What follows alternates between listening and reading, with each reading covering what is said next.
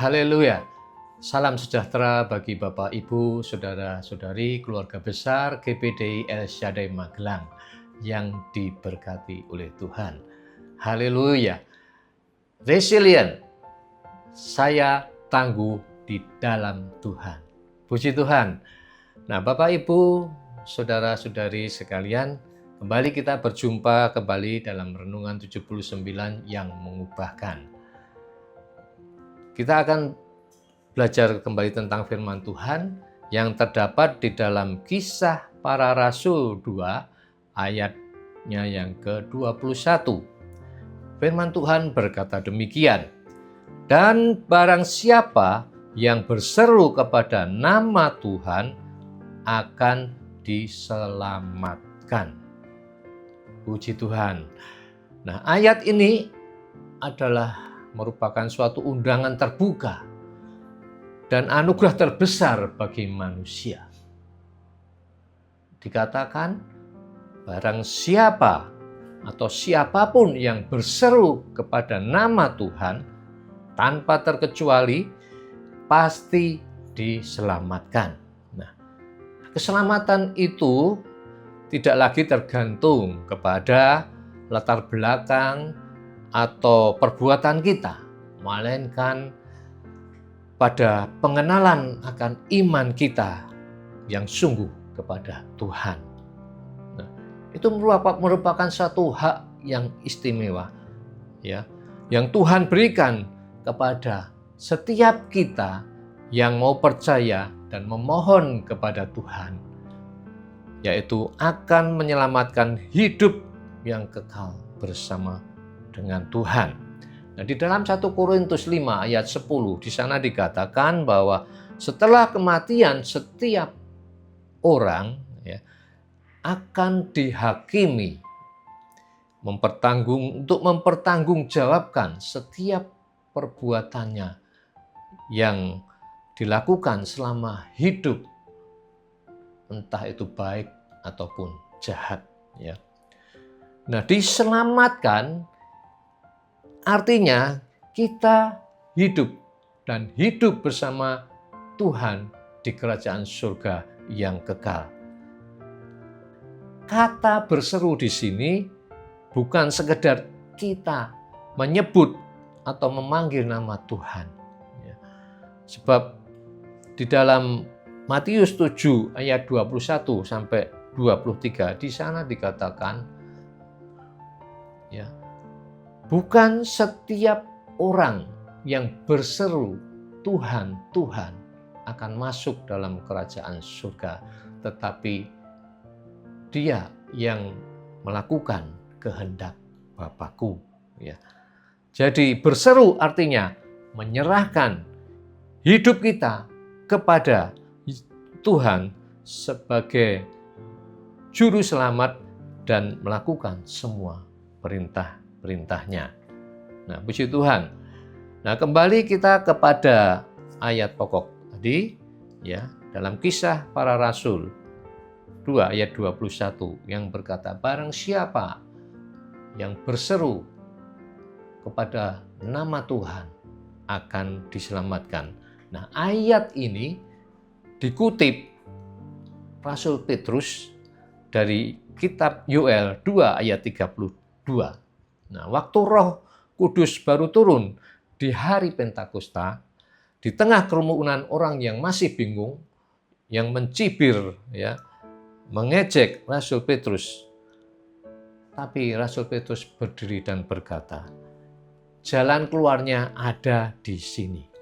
Nah, hari ini kita akan belajar 3 kebenaran tentang dari ayat ini. Yang pertama adalah kata barang siapa. Itu menunjukkan bahwa keselamatan itu untuk semua. Kata ini bagaikan meruntuhkan tembok pemisah. Tapi Rasul Petrus berkata, barang siapa. Tidak peduli latar belakang kita.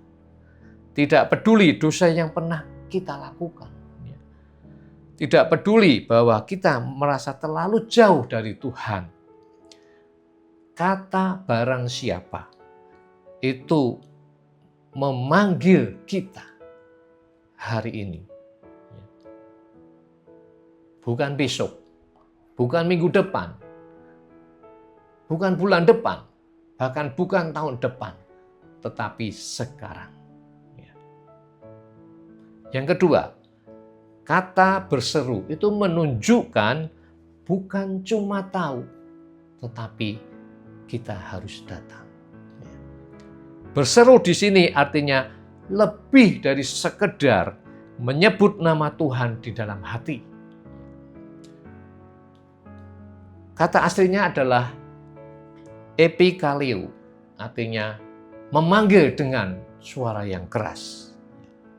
Memanggil minta tolong, seperti orang yang ketika tenggelam, dia berteriak minta tolong untuk diselamatkan. Berteriak minta tolong bukan hanya berteriak, aku minta tolong. Tetapi berseru dengan keras adalah, tolonglah aku. Begitu kira-kira. Jadi ini bukan merupakan suatu doa yang secara formal, kaku. Ini merupakan sebuah tangisan yang jujur. Yang ketiga, kata akan diselamatkan itu menunjukkan bahwa sebuah janji yang pasti. Ini bukan sebuah kata yang mungkin diselamatkan atau coba-coba dulu. Ini adalah janji. Sebuah kata kerja masa depan yang pasti. Tidak coba-coba dulu. Tidak mungkin. Atau semoga. Tidak. Nah, diselamatkan dari apa? Dari dosa yang membelenggu kita. Dari rasa bersalah yang menghantui kita. Dari kematian rohani.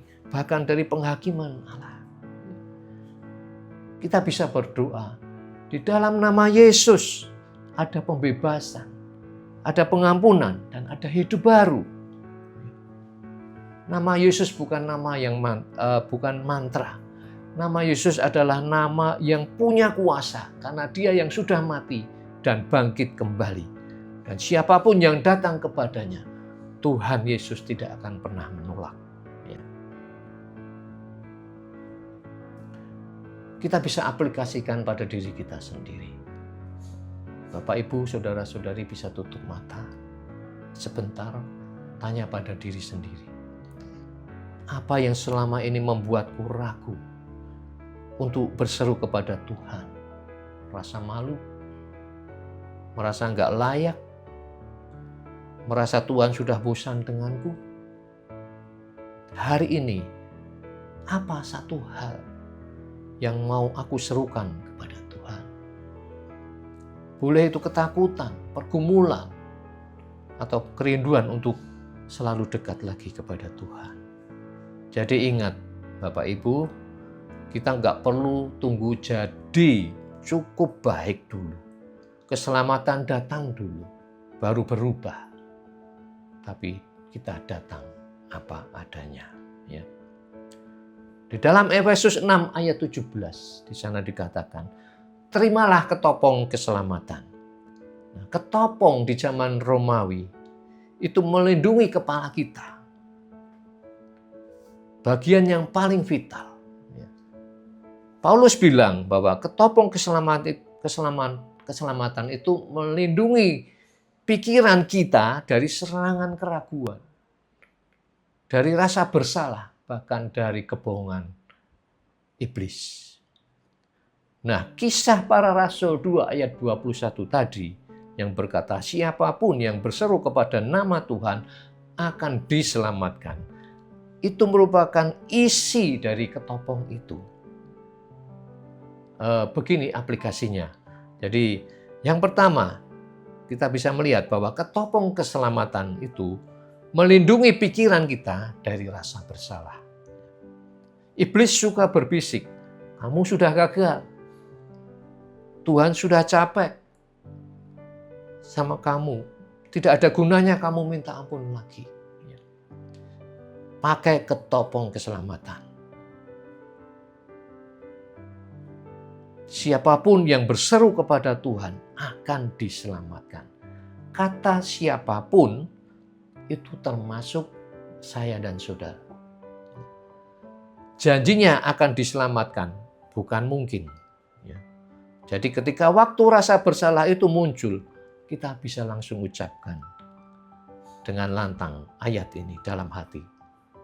Seperti nurunin visor ketopong buat nahan panah tuduhan itu dalam kepala kita. Yang kedua, ketopong keselamatan melindungi pikiran dari rasa tidak aman. Masalah kita sering berpikir, bagaimana kalau aku murtad lagi? Bagaimana kalau keselamatanku hilang? Nah, keselamatan yang kita serukan tadi bukan hasil usaha kita, tetapi hasil karya Yesus. Ayat ini berkata, Tuhan yang menyelamatkan, bukan kita. Setiap kita ragu, mari kita balik ke dasar Alkitab ini. Aku diselamatkan karena aku berseru kepada Yesus, bukan karena aku kuat. Ketopong itu mengingatkan identitas kita, bahwa kita ini milik Tuhan. Yang ketiga, ketopong keselamatan itu membuat kita berani bersaksi. Sering kita tidak berani berkata kepada orang lain tentang Yesus karena kita takut ditolak atau merasa kita tidak layak. Nah, kalau keselamatan itu tersedia bagi siapapun, berarti teman kita, bos kita, tetangga kita, karyawan kita yang belum kenal Tuhan itu termasuk hitungan. Jadi pakai ketopong keselamatan itu buat mengusir rasa malu untuk kita bersaksi. Kita bisa berkata, aku tidak menawarkan agamaku, aku menawarkan nama Yesus yang menyelamatkan. Itu janji Tuhan, bukan janji saya. Yang keempat, ketopong keselamatan membuat kita fokus saat diserang pikiran negatif.